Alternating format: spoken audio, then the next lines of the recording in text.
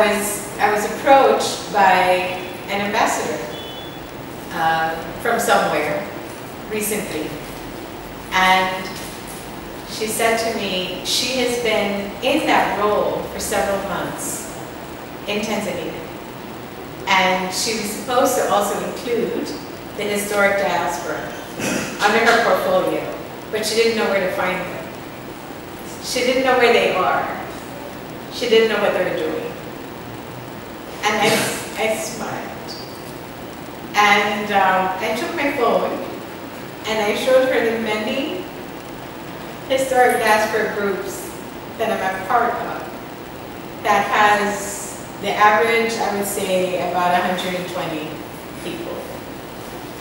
And she was amazed because she had gone to the U.S. Embassy, British Council, Canadian Embassy, trying to find the historic diaspora and couldn't find us.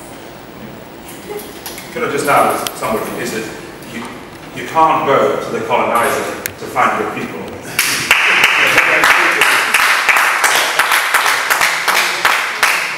This is one thing to remind people here, and I'm sure you know, the British or the Americans will not put you in touch with each other. We have had, as a lawyer, as a judge in the UK, we're about 1,500 judges of African or Asian descent in the UK alone. 1,500, many of them from Tanzania originally. And yet when the Tanzanian or the Kenyan judiciary go through their foreign office to London, we're the last people they ask to meet. Because there's an ideological necessity to keep us separate.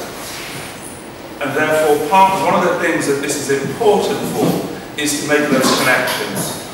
What they want to do is to maintain the barriers that they put in place so that Jamaicans are not welcome. People from Detroit of African descent are not welcome because they know the danger is, as Pierre Gama-Pinto and Malcolm X discovered, that unity empowers all of us.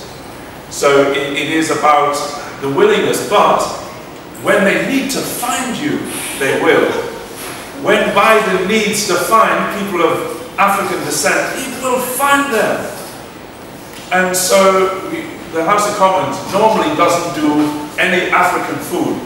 But when the Jamaican High Commissioner landed, and Prime Ministers in the UK have to have our people there, they find a caterer who makes the best Jamaican patties you've ever tasted.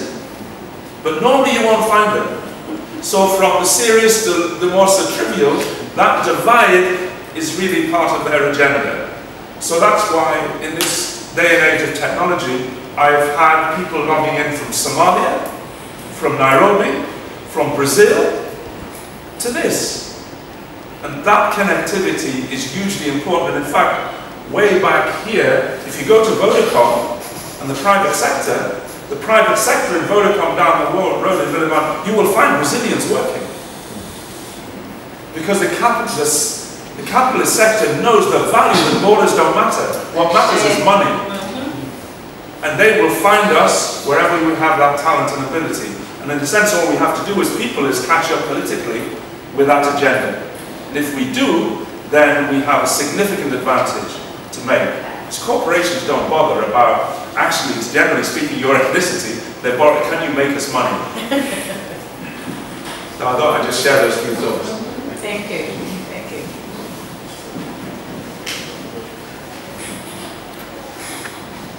So I hope you guys got what he was saying. Yeah? My translator just walked in, but I don't think I need to translate it. Right?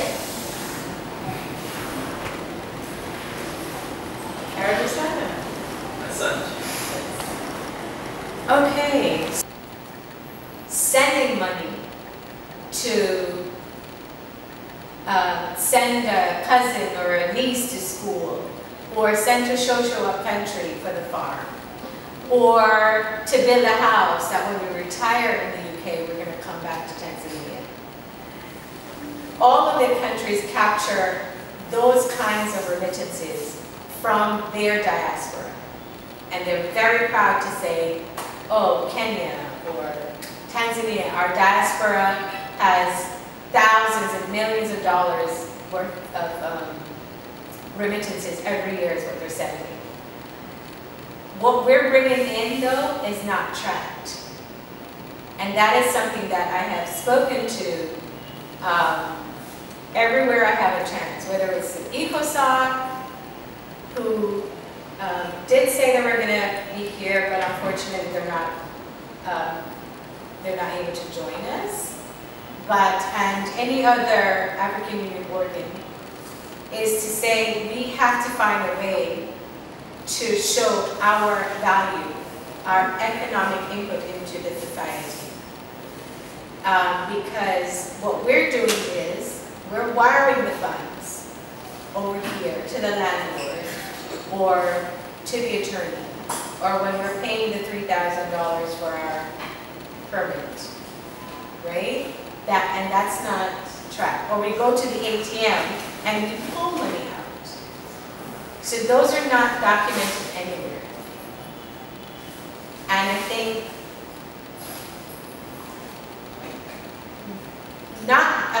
we shouldn't, the society or the community or the government should not look at us from a mere investment perspective, but at the same time, our investment needs to be captured and be spoken about and regarded, because it is making a difference. And so